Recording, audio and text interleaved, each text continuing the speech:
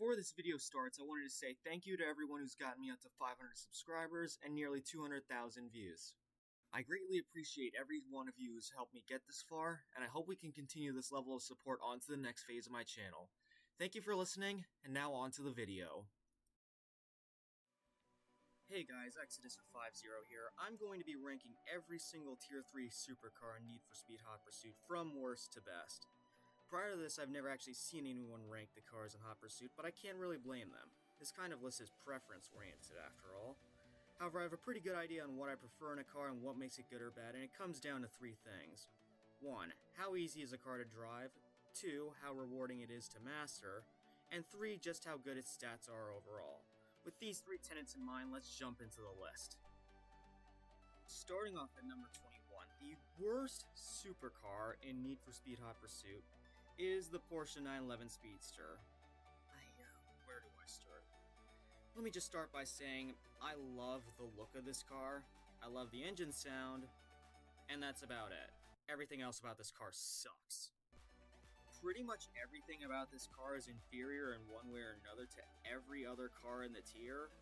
Its raw top speed is pitiful, it can barely accelerate, its nitro isn't all that good, its durability while strong isn't the best, and its handling, oh good lord. The Speedster has some of the worst handling I've ever had the displeasure of experiencing in this game. A combination of understeer and oversteer will make you struggle from keeping this car going off the side. The only reason you want to drive this car is if you want to purposely challenge yourself, in which case I'd say go ahead, but otherwise I'd suggest you using literally any other car. Just above it, at number 20, we have another convertible car. Go figure. Okay, now is probably a good time for me to bring up my policy regarding convertibles. I'm only going to be ranking them with the coupe versions if they drive exactly the same, because there's quite a few convertibles in this tier. However, in the case of the Corvette Grand Sport, it drives nothing like its coupe counterpart. Similarly to the Speedster, it handles pretty badly. Not as bad as the Speedster, but you will notice how delayed the steering is with this thing. Its top speed is also pretty low, especially in comparison to the Z06. Its acceleration, well, yeah, it's not really bad, but it's certainly nothing to write home about. Its nitro is actually pretty decent, however, with its low speed, you'll probably spend most of the race using your nitro to get up to speed and not get past it. And its durability is also not very impressive. So again, like the Speedster, I'd only really recommend driving this car if you want to challenge yourself, but otherwise, wait till you get the Z06. Sure, it might be a later grind, but it is better than this car in every possible way. Next up on the list, we have the Mercedes SLS.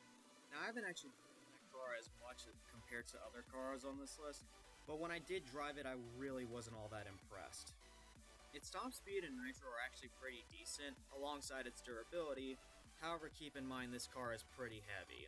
It handles like a boat, and it accelerates not horribly, but it's still pretty bad compared to other cars in the tier. I'd say the SLS is okay, not really the best car in the tier, though I certainly say it's more drivable than the last two. At number 18, we have the BMW M6 convertible.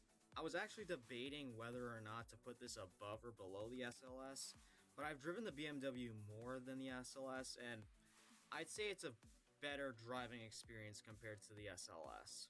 I actually find it funny that this car is a racer-exclusive vehicle because it's convertible. However, I bet it probably would have done way better as a cop vehicle because this thing is a tank. Literally, it is the most durable car in the tier. The M6 also has a very strong top speed and nitrous, which again helps with catching up to your targets, but I suppose also helps with bodyguards catching up to the most wanted so that they could protect him.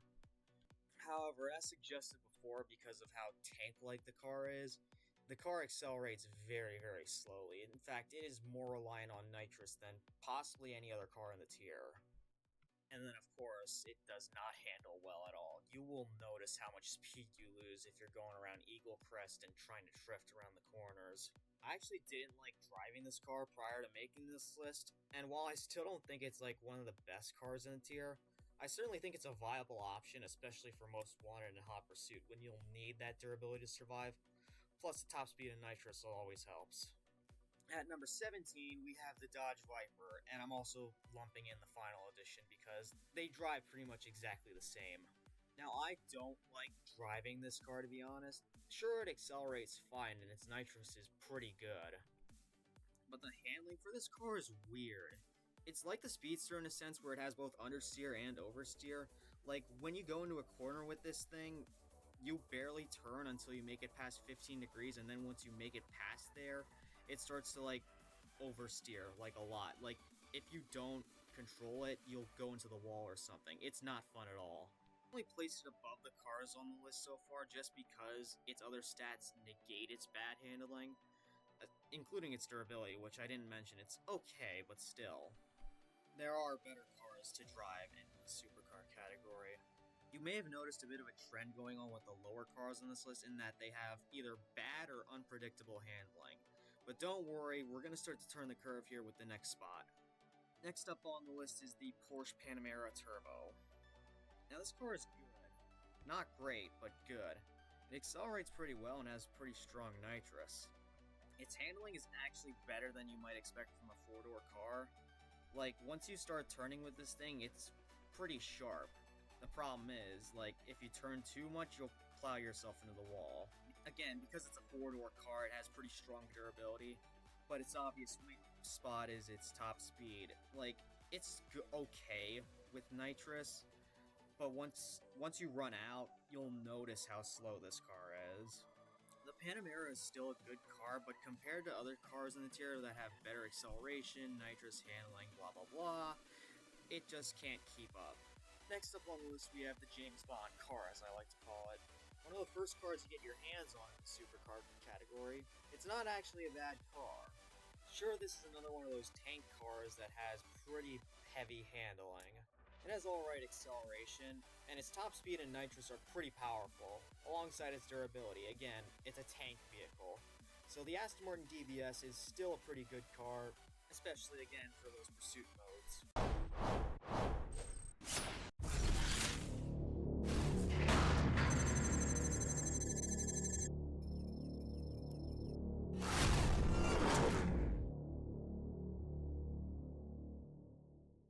Just above it at number 14, we have its smaller brother, the V12 Vantage.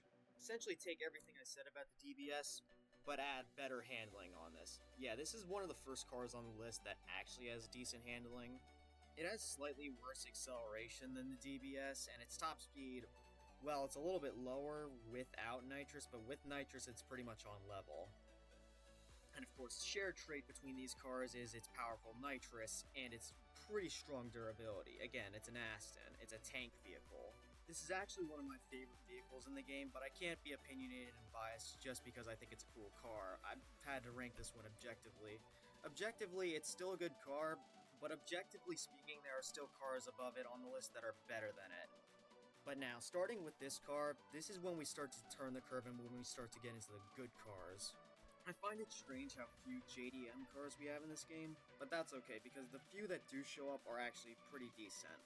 Case in point, number 13, the Nissan GTR. This is another one of those tank vehicles, but unlike a stereotypical tank, it actually handles pretty well. Thanks to its aggressive all-wheel drive system, it has very strong acceleration. Its handling and drifting is actually pretty stiff because of this, but unlike other stereotypical tank vehicles, it actually keeps its speed quite a decent amount through corners. It also has pretty strong durability, as I implied before. The only real downside of the car is its top speed. Again, not bad, but in comparison to some of the other cars in the tier, it just doesn't keep up. At number 12, we have the Audi R8, another good but average car. Its handling is about as stiff as the GTR. However, it has a better top speed at the cost of acceleration and durability. You can swap the two depending on your preference. Me personally, I prefer the R8, so that's why I put it higher. Alright, now is when we start to turn the curve from the average good cars to the good cars. And starting things off, at number 11 we have the Porsche 959. Personally, I feel like this car is kind of slept on. On the surface, the car doesn't really have anything that stands out about it. Sure, its acceleration handling, top speed, durability, they're all pretty solid. However, thanks to its high ride height, the 959 is the best supercar to use for off-road shortcuts. If you can use this to your advantage, you'll be able to pull off some insane jukes in most wanted rounds. Maybe not as good for most wanted or race rounds, but definitely if you like playing most wanted, I would suggest giving this car a try. Just above that, we have another Porsche, the Porsche 911 GT3 RS. Quite possibly the easiest car in the tier to drive, and for good reason. It has very smooth and responsive handling. It also has very good acceleration and nitrous, which you kind of wouldn't expect from this car, looking at its base stats. The only real bad things I'd say about this car is its base top speed is not very high, and its durability could definitely leave a little bit to be desired. Other than that, it's still a very solid car, and definitely one worth using. Coming in at number 9, we have the Lamborghini Countach. Now this car is fairly interesting because it functions pretty similarly to the SL65, which, spoiler alert, is a car that is much higher up on the list. Unfortunately, the Countach has one serious flaw, and that is its durability. It is one of, if not the worst, in its tier. Its raw top speed also leaves a little bit to be desired compared to others in its tier, but that's where the negatives end. This car has a very, very strong nitrous boost that completely negates its low raw top speed. Its acceleration is also slightly better than the SL65's, and it handles very smoothly. Again, like other cars that are this high up on the list. One could say that this is a worse version of the SL65, but I don't think that's saying much given how great both cars are. Next up we have the Ford Shelby GT500 Super Snake. Now I may be a bit biased with this pick because I love this particular generation of Mustangs, but my list, my video, blah blah blah. All that aside, the Super Snake is a powerful vehicle that I feel doesn't really get the respect it deserves compared to other cars in the tier. The car has very strong acceleration, top speed, nitro, and durability. That all sounds fine until you drift it. Among its strengths, it also has the strongest oversteer out of any car in the tier. So strong, in fact, that you could actually feel your screen shaking when this thing drifts.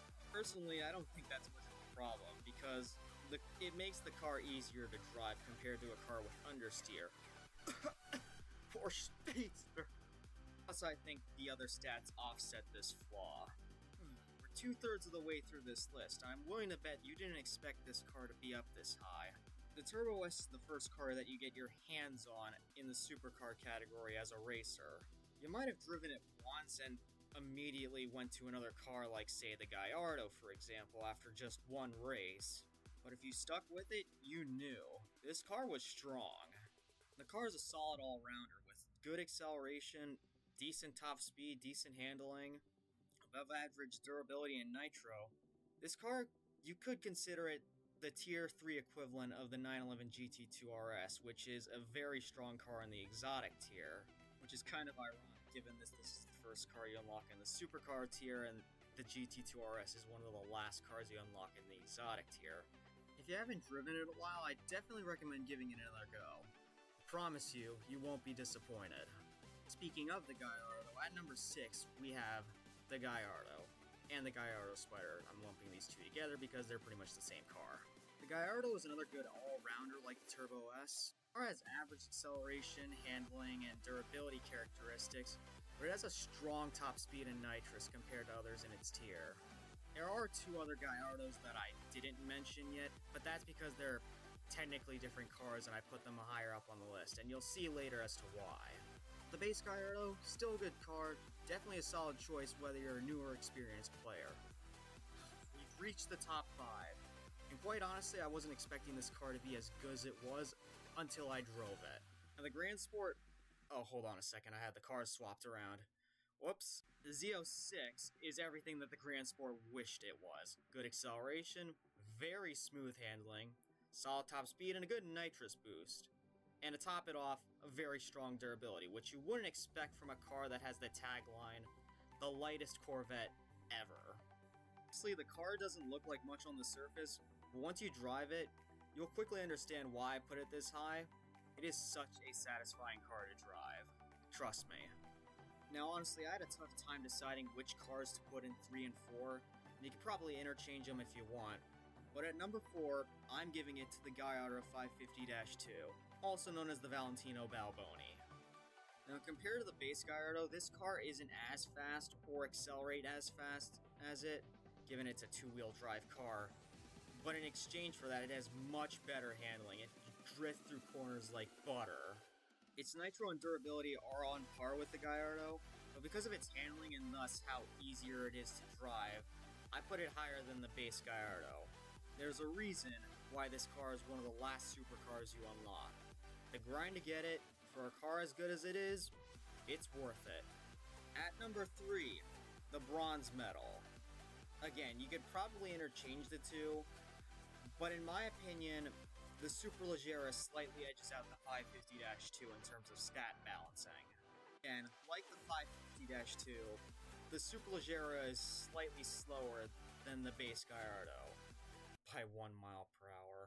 But of all the Gallardos, the Superleggera has the strongest acceleration. It also has very strong handling. Maybe not as good as the 550-2s, but definitely better than the base Gallardos. It also has the strongest durability and nitrous boost out of all the Gallardos. So overall, I think the Superleggera is not just the best Gallardo variant in the game, but also one of the best supercars outright. And with that, that's our number 3 spot. Now we're down to the final 2.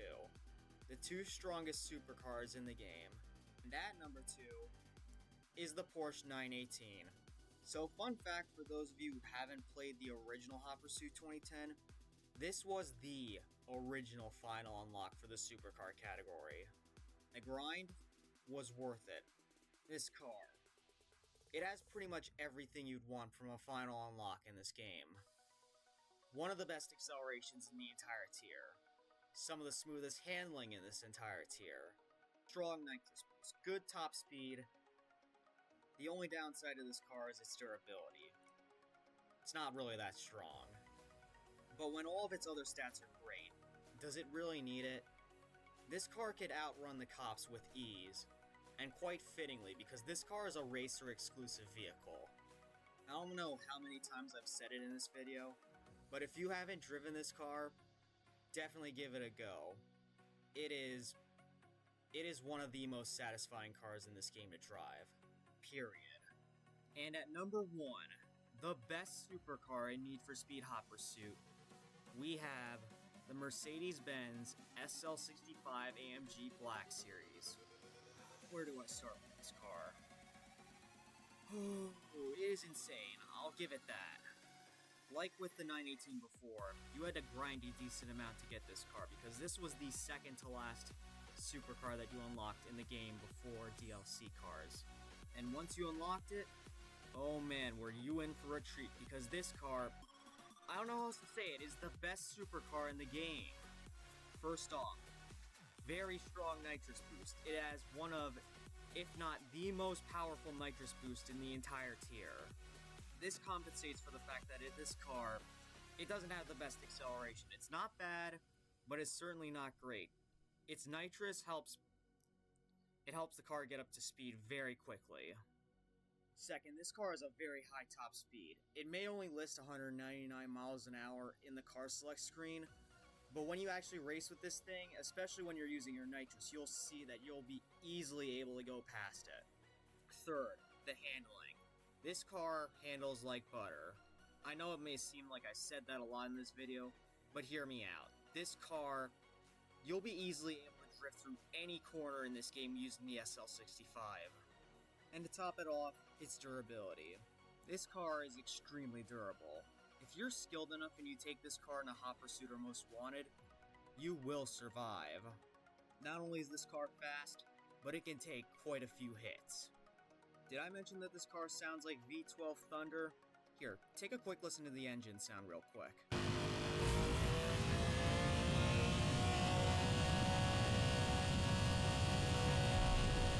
If that is not enough to convince you, then take this car out and drive it. And then you will very quickly see why this car is the number 1 supercar in Need for Speed Hot Pursuit. And with that, that concludes this list. Did you agree? Disagree? How would you rank every supercar from worst to best? Let me know down below in the comments. And while you're down there, if you enjoyed the video, please be sure to leave a like and subscribe. And until next time.